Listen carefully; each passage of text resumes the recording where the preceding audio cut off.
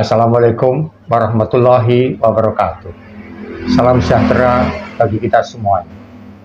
Saudara-saudara semuanya, hari ini kita berjumpa dengan seorang pelukis yang ternama, yakni saya bisa melihat di katalog yang tebal dan indah ini, bernama Astri Nugroho, tetapi saya memanggilnya Mas Nuk. Saudara sekalian, banyak sekali yang harus kita bicarakan. Dari buku ini saya melihat begitu banyaknya penghargaan-penghargaan yang beliau dapatkan. Baik itu tingkat Indonesia atau tingkat nasional maupun tingkat regional ASEAN. Selain itu, Mas Nuk ini sering juga pameran di luar negeri, khususnya di Jepang, kemudian Korea, Filipina, dan Singapura dan sebagainya. Itu tempatnya nanti akan disampaikan oleh Mas Nuk sendiri. Pada pagi hari ini senang sekali saya bisa berbincang pandang.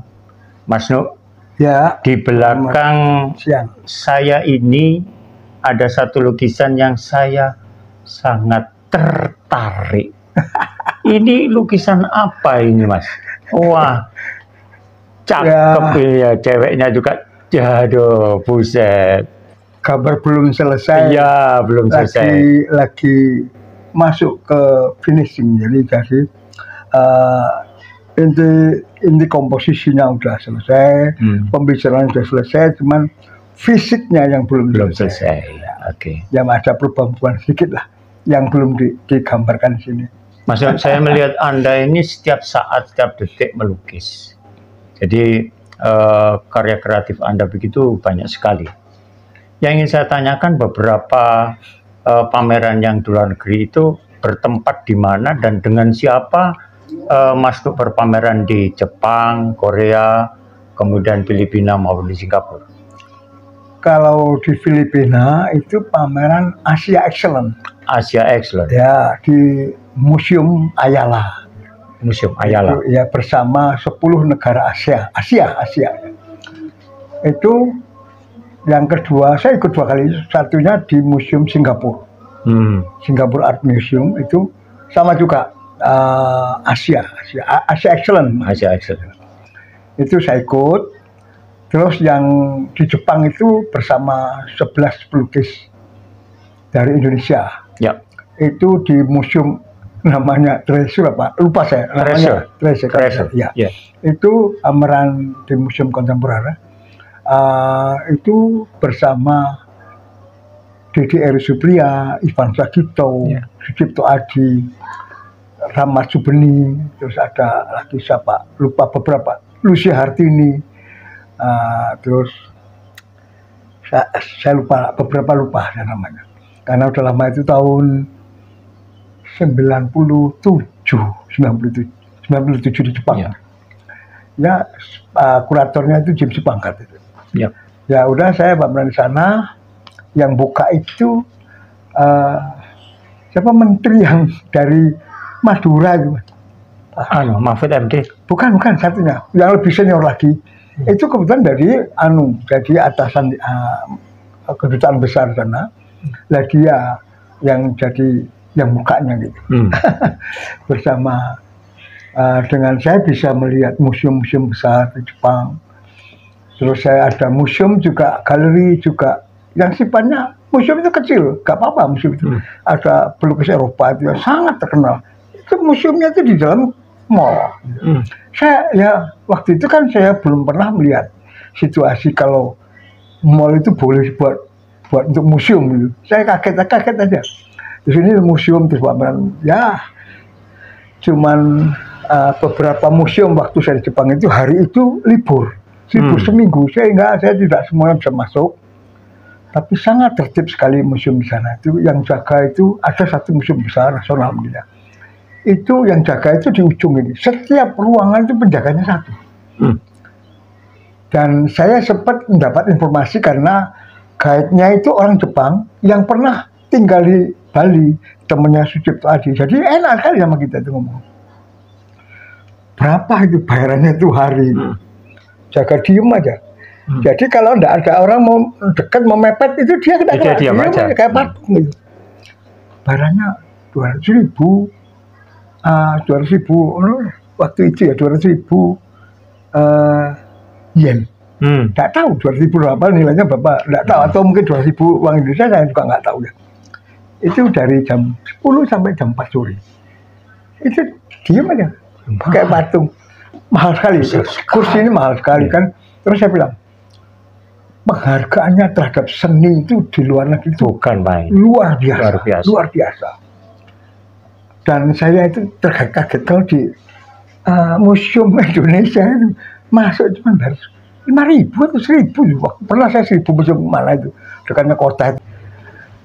Saya melihat penghargaan dari negara kepada seni rupa itu sangat berbeda dengan negara lain menghargai seni rupa, terutama museum ya. Saya melihat museum di Korea itu mahal masuk, ada yang gratis, ada yang mahal. Terus sekali masuk bayar. Dan itu beberapa museum karena saya sempat berkunjung di Korea itu setiap 2 minggu sekali. Itu ke paling tidak 1 hari itu atau 2 hari itu dua museum atau 3 museum 1 hari. Selama 2 minggu sekali, selama 6 bulan. Jadi saya nonton museum sampai museum apa itu namanya keramik, saya nonton disuruh nyoba museum peninggalan kapal-kapal yang lama. Jadi bangkainya kapal lama itu kelihatan dan bagus penataannya. Terus museum apa itu namanya? Singkok jerapah itu apa itu yang kayak museum Jurassic. Oh, Jurassic Park. Terus ada beberapa museum ada lagi yang sempat saya nonton itu, wah naiknya capek sekali di pegunungan di museumnya. Museum percetakan yang tertua di dunia itu 1.200 tahun. Berapa umurnya itu? Saya melihat apa? Ternyata percetakan itu dari huruf satu persatu. Terus dijentrek gini, ditokkan jedek dengan jentrek gitu. Oh, itu museum pertama kali cetak di dunia. Itu letaknya di daerah lupa saya namanya. Kalau musim kemarau mulai semua musim dingin itu daunnya itu bisa kuning dan merah itu tempatnya itu ada museum itu. Terus saya lihat pergantian pohon itu warnanya itu bagus sekali dan disajikan dengan luar biasa. Indonesia memang kalau di museum-museum yang lain oke lah, mungkin memadai ya, tapi untuk museum seni rupanya mungkin kita tertinggal.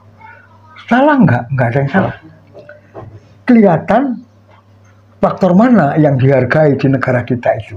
Ya, kalau kita kan memang yang padahal penghargaan itu sangat diperlukan itu sebagai informasi terhadap dunia lain, dunia misalkan negara lain ya, misalkan bagaimana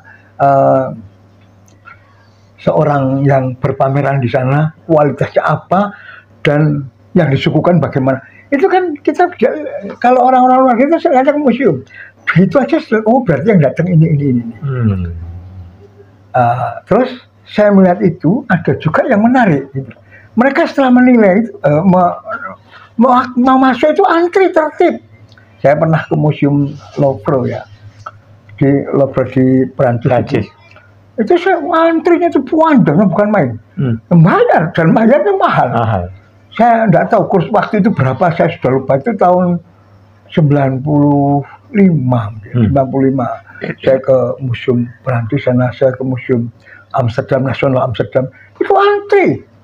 Begitu masuk, memang yang disuguhkan itu pantas untuk dilihat.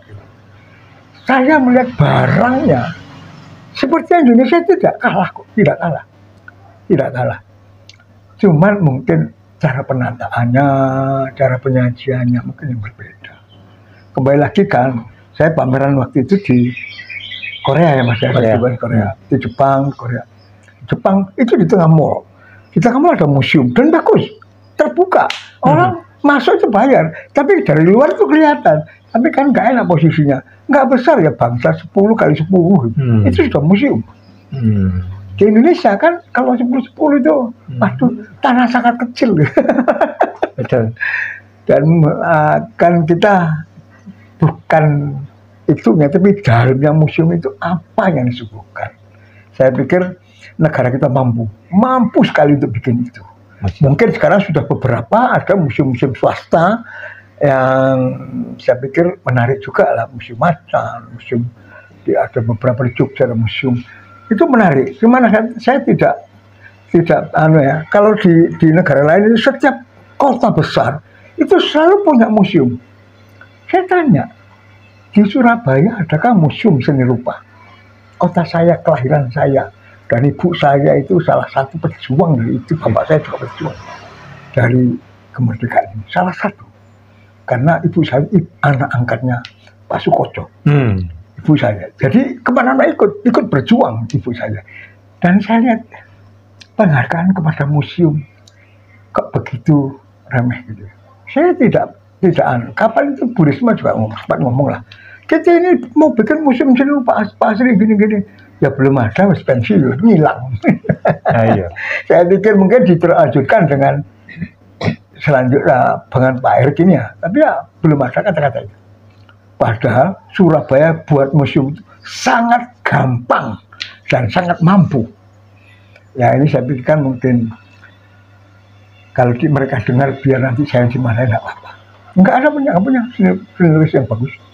Seni lukis padahal tokoh-tokoh yang sifatnya nasional sampai internasional di Surabaya itu ada. Terutama anak muda sekarang, pamerannya di Amerika, pameran itu perlu diangkat, perlu dilestarikan untuk dikategorikan bahwa dia mampu untuk ditonton, mampu untuk berbicara tentang negara. Agus Kucing pernah belajar di Perancis untuk tentang museum, itu disuruh tanya kan bisa. Sekarang banyak rumah-rumah kosong yang punyaan wali kota ini ya, kota Surabaya ini ya. Jadi biarkan gitu aja. Itu seniman sini, kamu yang pantas, kamu tak kasih museum. Hanya museumnya punya saya, isikan dengan barang-barang kamu. Itu dimanfaatkan. Saya pikir itu mampu dan sangat mampu untuk kota Surabaya. Untuk dewasa ini. Untuk sekarang, apalagi Pak Erick ini mungkin saya nggak tahu kecintaannya kepada seni rupa, saya tidak tahu. Tapi yang jelas dia harus mencintai seni rupa. Harus. Salah satunya sebagai wali kota harus mencintai seni rupa. Salah satunya. Karena saya belum lihat kalau dia membuka pameran itu mungkinlah sudah pernah ya. Tapi untuk membuat sesuatu yang bisa geger gitu. Jangan sampai ketinggalan sama Jakarta dan Jogja. Surabaya perlu.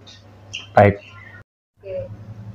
Mas Nuk. Ya. Saya melihat, membaca Anda telah menerima sekian banyak penghargaan, baik di Indonesia maupun di ASEAN.